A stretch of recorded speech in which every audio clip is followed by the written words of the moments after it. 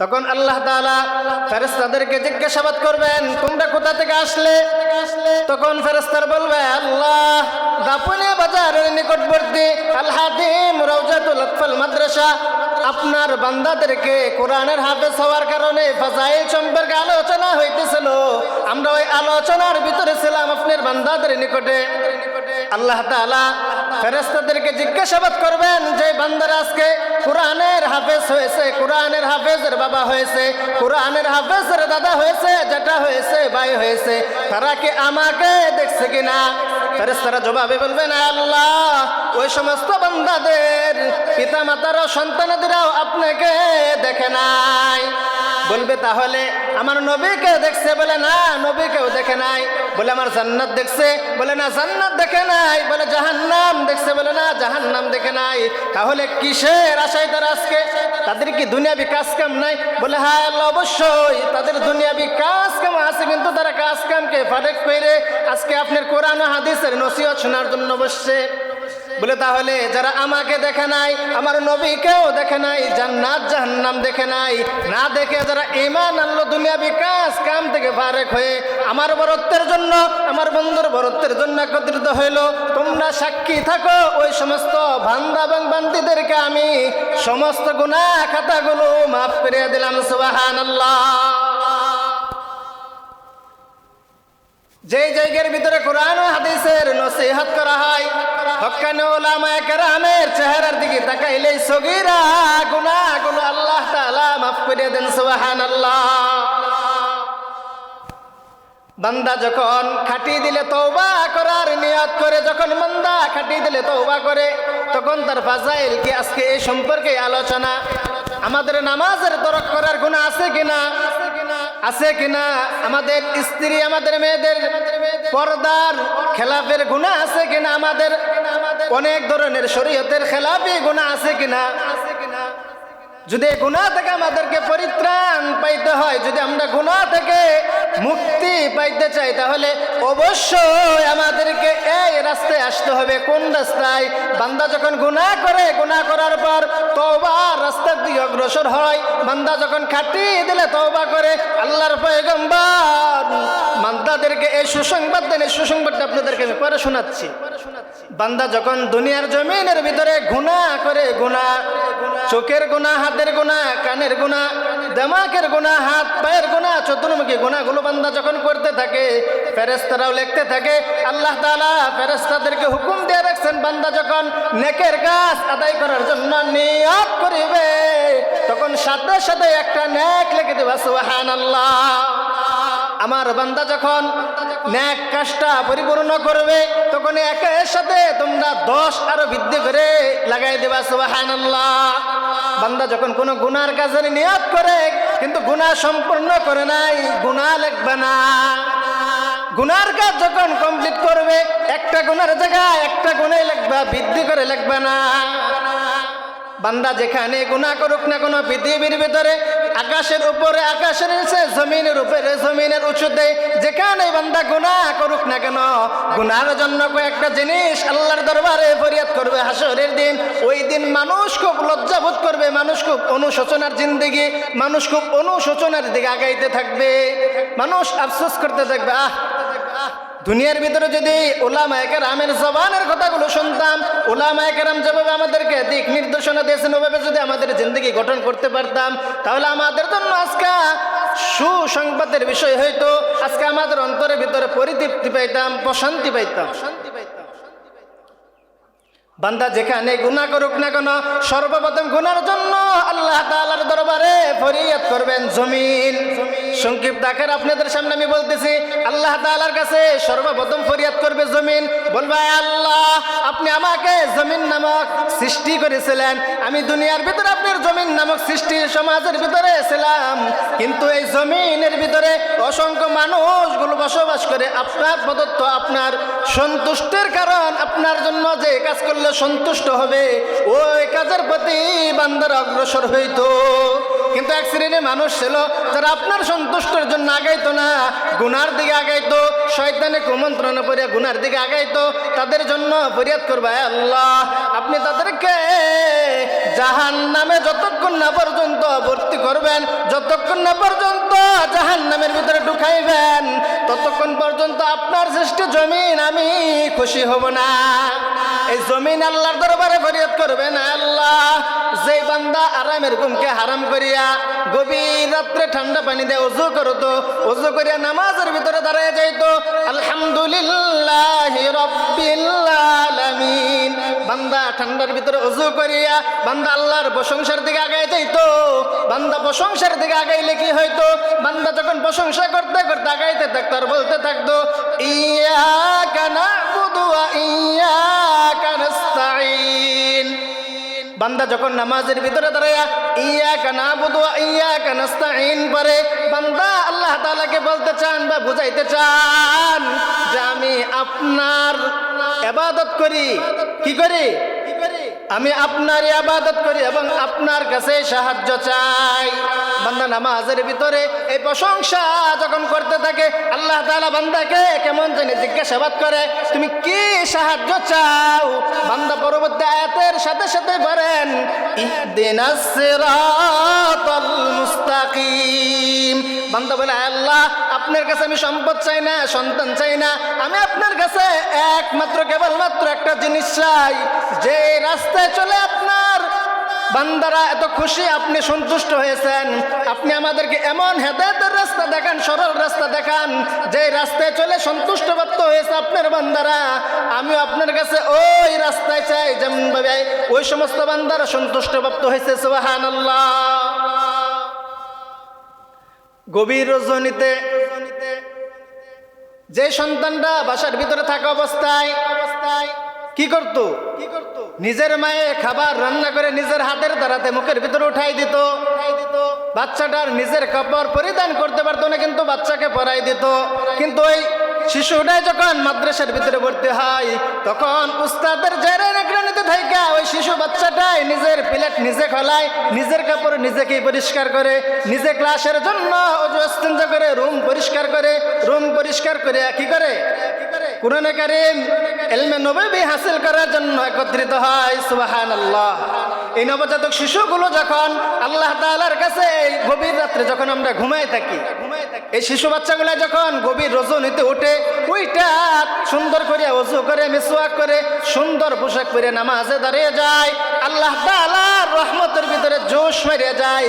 আল্লাহ তাআলা ফেরেশতাদেরকে বলেন, দেখো না এই বান্দার উপর এখনো পর্যন্ত শরীয়ত কায়েম হয় নাই, তারপর আমাকে সন্তুষ্ট করার জন্য তারা ইবাদত করতেছে। সুবহানাল্লাহ।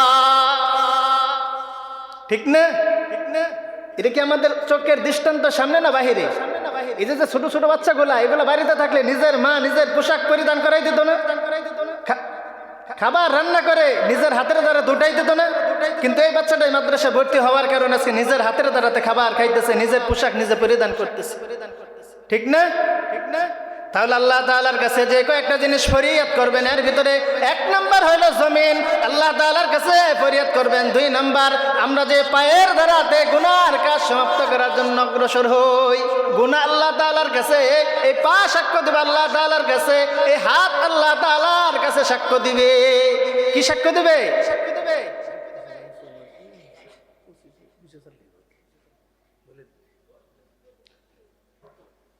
যেহেতু মজমা চলতেছে, হুজুর উপস্থিত, নামাজ সময় মতন হবে, আপনাদের রোজা ইস্তেঞ্জার সময় দিয়ে হবে, ওঠাউঠি করবেন না। ঠিক আছে? আলোচনাটা শুরু করছি, শেষ করি। হুজুরের পরামর্শে আসিয়া হুজুর বলছেন। ঠিক আছে? তাহলে আপনাদের সামনে যে বিষয়টা আমি বলতেছিলাম, আমার কথাগুলো বুঝতেছেন তো নাকি? দেখেন, যখন এলাকার মানুষ নিয়ে কথা বলি, উস্তাদরা যখন কাছে থাকে, তখন মনের ভিতরে একটা আনন্দ লাগে যে যাক, হয়তো এলেম ওইভাবে অর্জন করতে পারি নাই, এরপর হুজুরের দোয়া, পিতামাতার দোয়া, মুরব্বীদের দোয়া, এলাকাবাসীর দোয়ার কারণে হয়তো আল্লাহ তাআলা বসার মতন তৌফিক দান করেছেন। 2-4টা কথা হলেও এলাকার মানুষের সামনে বলতে পারি। আল্লাহ তাআলা যেন 2-4টা কথাকে উসিলা করে আমাদের সকলকে নাজাতের জন্য জরিয়া বানান। বলেন সুবহানাল্লাহ। তাহলে আপনাদেরকে আমি যে বিষয় বলতেছিলাম, আল্লাহ তাআলার কাছে ফরিয়াদ করবেন, আয় আল্লাহ, এই বান্দাকে আপনি কত সুদর্শন করে, কত সুন্দর করিয়া, নিপুণ করিয়া সৃষ্টি করেছিলেন। বান্দাকে বলেন, তাকায়া দেখ, তোকে কত সুন্দর করে আমি সৃষ্টি করেছি। আকাশের দিকে তাকাইলে আমার কুদরত পাইবি, জমিনের দিকে তাকাইলে আমার কুদরত পাইবি, চন্দ্রের দিকে তাকাইলে আমার কুদরত পাইবি। আমার বান্দাদের চেহারার দিকে তাকায় দেখ না, অসংখ্য মানুষদেরকে আমি সৃষ্টি করছি, কিন্তু কোনো মানুষের চেহারাই তো কোনো মানুষের সাথে মিলে না। সমস্ত বুড়িকে ফেরেশতারা সৃষ্টি করে, সৃষ্টি করার পর আল্লাহ তাআলা বলেন, এই মুখমণ্ডলটা তোমরা সৃষ্টি করবেন না, তোমরা তৈরি করবে না। এই কুদরতি মুখ, এই মুখটা আমি আমার নিজের কুদরতি হাতের দ্বারাতে সৃষ্টি করব। কিসের জন্য? এই কপালের দ্বারাতে বান্দা আমাকে সিজদা করবে। সুবহানাল্লাহ। যে চোখের দ্বারাতে বান্দা কোরআনে কারীম তেলাওয়াত করবে, আমার সৃষ্টি জগৎ দেখে আমার উপর যে ঈমান আনবে, এই সৃষ্টি চোখকে আমার হাতের দ্বারাতে, আমার কুদরতের হাতের দ্বারাতে সৃষ্টি করব।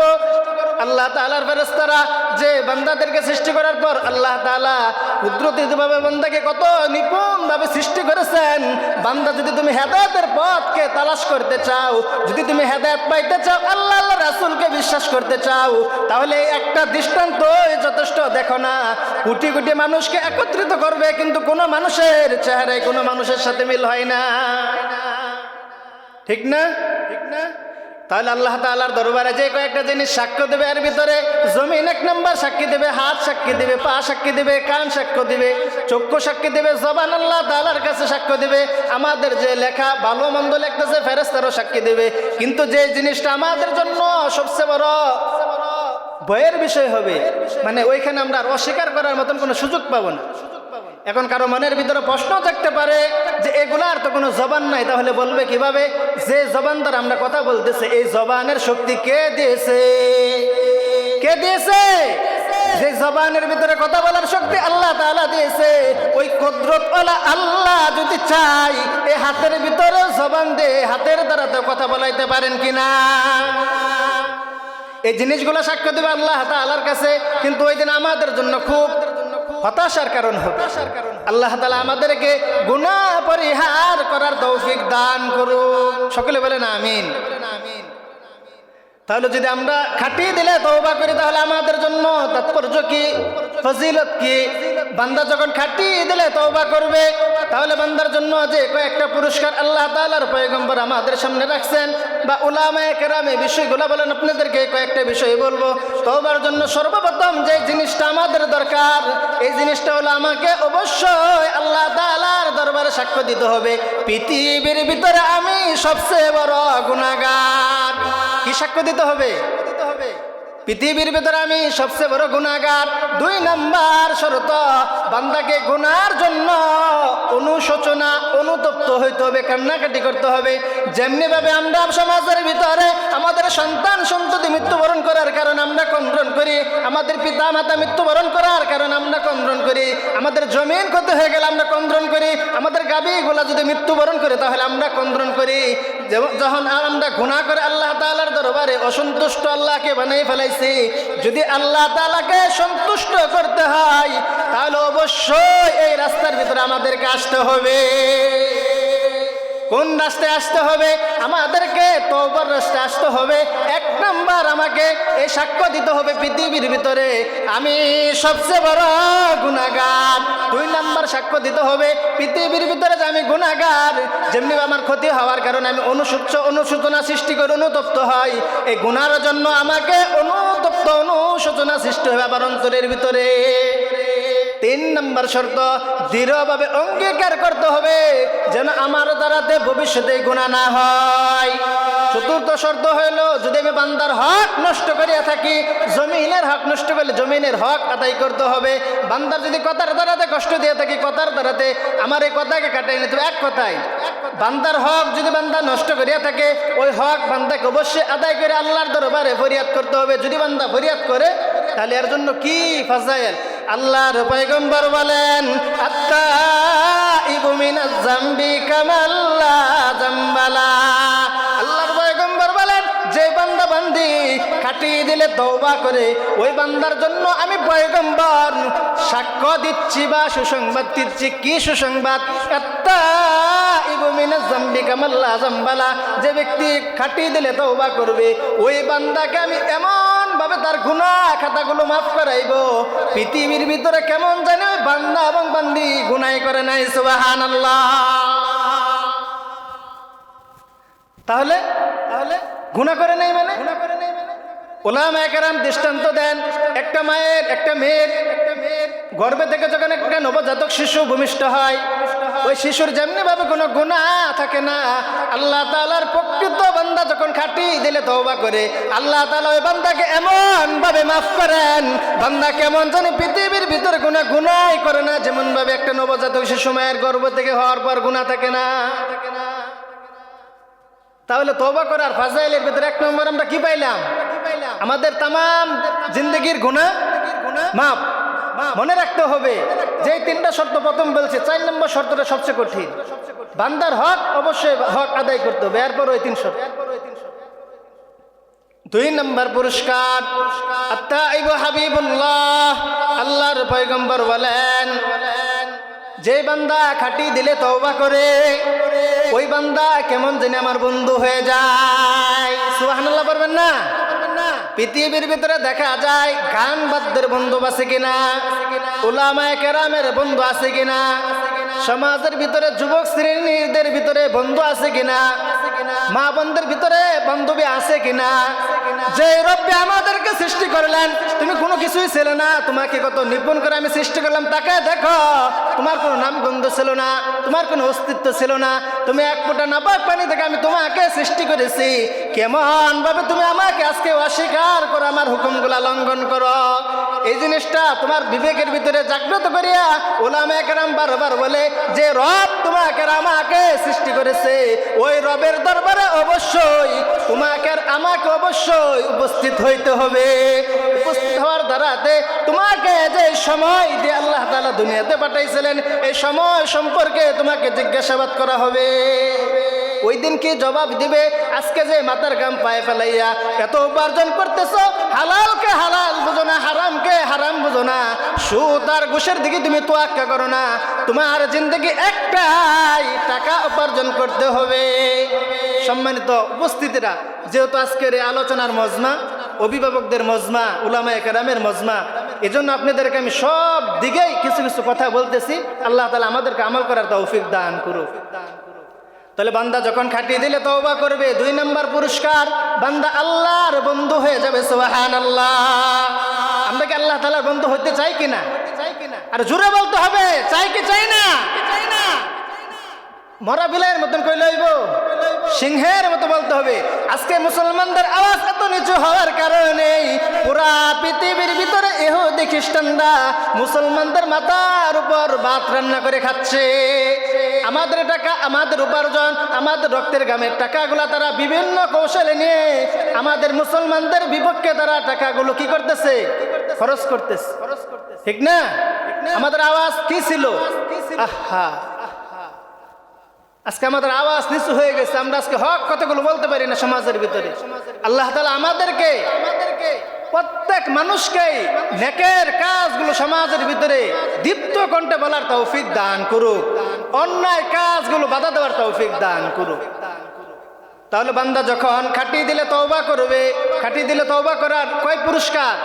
2 পুরস্কার আপনাদের সামনে বলছি। 3 নম্বর পুরস্কার, 3 নম্বর পুরস্কার, বান্দা যখন খাটিয়ে দিলে তওবা করে তখন আল্লাহ তাআলা এক আয়াতের ব্যাখ্যায়, উলামায়ে কেরামের ব্যাখ্যায় লেখেন, বান্দা যদি ওই তওবা করে ঠিক মতো না, তওবা করার পর যদি ওই তওবার উপর ইস্তেকামত থাকে, তাহলে বান্দার জন্য আল্লাহ তাআলা যদি গুনার কাজে দিকলাত করার দরতে নেক দ্বারা পরিপূর্ণ করে দেওয়া হয়। শুধু তাই নয়, বান্দা যখন এই কালামগুলো তেলাওয়াত করে আল্লাহ তাআলা ফেরেশতাদেরকে বলেন ওই বান্দার জন্য জান্নাতের ভিতরে একটা ফলের বাগান তৈরি করে। সুবহানাল্লাহ। তাহলে অবশ্যই আমাদেরকে সুবহানাল্লাহ, আলহামদুলিল্লাহ জোরে বলতে হবে কিনা? আল্লাহ তাআলা আমাদেরকে বলার তৌফিক দান করুক। 100 গাছ লাগাইলে কতদিন লাগবে? কিন্তু আছেন এরকম মানুষ তো খুব কম আছে যে নিজের হাতের দ্বারাতে 100 গাছ লাগাইছেন। একবার সুবহানাল্লাহ পড়বেন, একবার আলহামদুলিল্লাহ পড়বেন, এই পড়ার দ্বারাতে আল্লাহ তাআলা জান্নাতের ভিতরে 100 ফলের বাগান আপনাদেরকে তৈরি করে দিচ্ছে। ঠিক না? তাহলে আমাদের অবশ্যই জিকিরগুলো করা দরকার আছে কিনা? সমাজের ভিতরে কত ধরনের কি হয়? জিকির হয়, কত ধরনের কত কিছু হয়, এগুলা সহিহ হাদিসের দ্বারাতে বর্ণিত। আমরা এগুলার উপর কি করব? আমল করব। 4 নম্বর পুরস্কার। কয় পুরস্কার? তওবার 4 নম্বর পুরস্কার হইল, সবাইকে অবশ্যই হাত উঠাইতে হবে, আপনারা কে কে জান্নাত দেখতে মৃত্যুবরণ করতে চান? হাত উঠান, আপনারা দেন।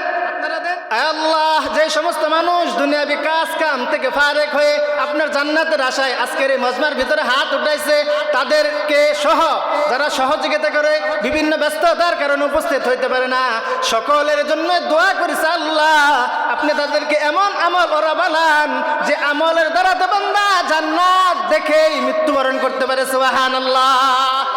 তাতানাজ্জালু আলাইহিমুল মালাইকা আল্লাহ তাখাফু ওয়া লা তাহজানু ওয়া আবশিরু বিল জান্নাতিল্লাতী কুনতুম তুআদুন। সুবহানাল্লাহ পড়েন। তাতানাজ্জালু আলাইহিমুল মালাইকা, যখন বান্দা দুনিয়ার ভিতরে ইসলামকে কায়েম করার জন্য নিজের বুকের রক্ত অকাতরে রাস্তার ভিতরে ঢালিয়ে দিতেন, আল্লাহর বিধান কায়েম করার জন্য ঠান্ডার ভিতরে আরামের ঘুমকে হারাম করে ঠান্ডা পানি দিয়ে ওযু করতেন, এই বান্দা যখন আল্লাহ তাআলার মৃত্যুর নিকটবর্তীর দিকে আগায়, তখন আল্লাহ তাআলা ফেরেশতাদেরকে বলেন যে বান্দা আমাকে খুশি করার জন্য দুনিয়ার লোভ লালসা ত্যাগ করেছে, আরাম আয়েশ ত্যাগ করেছে, চাইলে বান্দা গুনাহ করতে পারতো, কিন্তু বান্দা আমাকে ভয় করে গুনাহ করে নাই। তোমরা যাও যাও ওই বান্দাকে জান্নাত দেখাও। বান্দা কি জান্নাত দেখবে? তাতানাজ্জালু আলাইহিমুল মালাইকা আল্লা তাখাফু ওয়া লা তাহজানু ওয়া আবশিরু বিল জান্নাতিল্লাতী কুনতুম তুআদুন। ফেরেশতারা আয়েশা বলবে বান্দা তাকে দেখ। কি বলবে? তাকায় দেখো তোমার রব তোমার প্রতি কত সন্তুষ্ট, কত খুশি। তুমি মৃত্যুবরণ করবা দুনিয়াতে, তোমাকে জান্নাত থেকে মৃত্যুবরণ করানোর সুযোগ দিয়েছেন, তোমাকে আদেশ করেছেন। যখন বান্দা খাটিয়ে দিলে তওবা করে নেক আমল করতে থাকে, তখন আল্লাহ তাআলা মৃত্যুর সময় ফেরেশতাদেরকে পাঠান। দেখবেন আমাদের সমাজের ভিতরে অনেক সময় অনেক মানুষ হাসতে থাকে, মৃত্যুবরণ করতে থাকে। মৃত্যুর পরে এরকম চেহারা সুন্দর হয় যে চেহারার ভিতরে নূর চমকাইতেছে, এরকম হয় না অনেক সময়? খেয়াল করবেন, বান্দাকে ফেরেশতারা বলেন তাকে দেখ কত সুন্দর জান্নাত, তোমার রব তোমার দিদারের জন্য তোমার জন্য অপেক্ষমান, তাকে দেখো তোমার জন্য কত সুন্দর জান্নাত দেখছে। সুবহানাল্লাহ। বান্দা যখন তার সন্তান সন্ততি, তার স্ত্রী, তার নিকট আত্মীয় দূর করে যখন ফেরেশতাদের কানে ডাকে সাড়া দিয়ে জান্নাতের দিকে তাকায়, বান্দা হাসতে থাকে আর মৃত্যুবরণের দিকে আগাইতে থাকে। আল্লাহু আকবার। আল্লাহ তাআলা আমাদের সকলকেই মৃত্যুর সময় জান্নাত দেখে মৃত্যুবরণ করার তৌফিক দান করুক।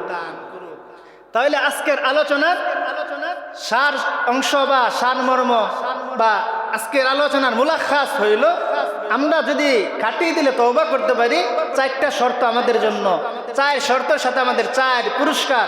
4 পুরস্কারের ভিতরে একটা হইলো আমরা আল্লাহর বন্ধু হয়ে যাব, আমাদের জিন্দেগির গুনাহ খাতা আল্লাহ তাআলা মাফ করে দেবেন, আমরা যেন গুনার কাজের দিকে অগ্রসর না হইতে পারি, এই জন্য আল্লাহ তাআলা জিম্মাদার হয়ে যান। কিন্তু কখন জিম্মাদার হবে? যখন আমরা তওবা করে তওবার উপর ইস্তেকামত থাকবো, গুনার দিকে না তাকাইব। সংক্ষিপ্ত একটা ছোট্ট কথা বলে আপনাদেরকে আমি আজকের আলোচনা শেষ করছি, নামাজের একদম সময় নিকটবর্তী। 2-4 কথা বলে আপনাদেরকে আমি শেষ করছি। আমাদের ভারত উপমহাদেশের ভিতরে একজন আলেম ছিলেন, হাকিমুল ইসলাম আশরাফ আলী থানভী রহমতুল্লাহ আলাইহি। আপনারা হয়তো অনেকেই নাম শুনছেন। এই ব্যক্তি প্রতি সপ্তাহে বা মাসে নসিহত পেশ করতেন।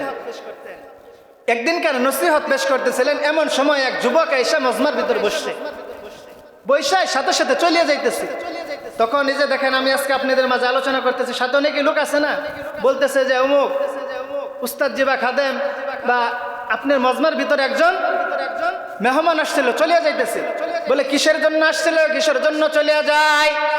বান্দা বলে আমি কৃষক মানুষ, আমার তেমন জ্ঞান বৃদ্ধি না, আমি জেহান আমার ভালো না। বলে কিসের জন্য আসছিলে? বলে আমি কৃষক মানুষ, সমাজের ভিতরে কৃষি কাজ করে খাই, কিন্তু আমার মনের ভিতরে এই ধারণা সৃষ্টি হয়েছে আমারও পিতা ছিল, আমারও মাতা ছিল, আমারও দাদা ছিল, দাদি ছিল, তারা যেমনি ভাবে কবরস্থ হয়েছে আমাকে ওই কবরে যাইতে হবে। অবশ্যই আমার রব আমাকে যে কাজের জন্য সৃষ্টি করেছে, কাজকে তালাশ করার জন্য আসছিলাম। আরশাদ আলী থানভী রহমতুল্লাহ আলাইহি বলেন, তাহলে কিসের জন্য চলিয়া যাইতেছ? বলে আমার হয়ে গেছে। বলে কি হয়ে গেছে? 60-70 বছর 50 বছর ধরে মানুষগুলো পড়ে রয়েছে, তাদের হয় নাই, কিন্তু অল্প সময়ের ভিতরে তুমি কি করেছো যে কাজের জন্য হয়ে গেছে? বান্দা বলে, আমি যখন বসার সাথে সাথে আপনি আলোচনা করতেছিলেন, বাবারা তোমরা গুনার কাজ করবা না, নেকের কাজ ছাড়বা না, আমার জেহেনের ভিতরে এতটুকু বিবেক জাগ্রত হয়েছে, আমি আর বেদা তো ভিত্তি না যে আমি লম্বা আলোচনা করে মনে রাখতে পারবো। আমি এই 2 কথার উপর আমল করব, মৃত্যু পর্যন্ত যতটুকু পারি নেকের কাজ করব, গুনার কাজ করব না। যখন আরশাদ আলী থানভী রহমতুল্লাহ আলাইহি ঘটনা শুনলেন, তখন তার মনের ভিতরে এই জিনিস খুব জাগ্রত হয়েছে। ঠিকই একটা মানুষ যদি গুনাহ পরিহার করে, গুনাহ না করে আর নেকের কাজ করতে থাকে, তাহলে আমরা আশাবাদী যে আল্লাহ তাআলা ওই বান্দাকে জান্নাতের দিকে অগ্রসর করতেছেন। সুবহানাল্লাহ। তাহলে আজকের যে আলোচনা, আজকের মজমা, তাহলে এই মজমা থেকে আমরা অন্তত এতটুকু মেসেজ নিয়ে যাব, আমরা গুনার কাজ করব না, নেকের কাজ ছাড়ব না। আল্লাহ তাআলা আমাদেরকে গুনার কাজ পরিহার করার তৌফিক দান করুক, নেকের কাজের সাথে আল্লাহ তাআলা আমাদেরকে জড়িয়ে রাখার তৌফিক দান করুক।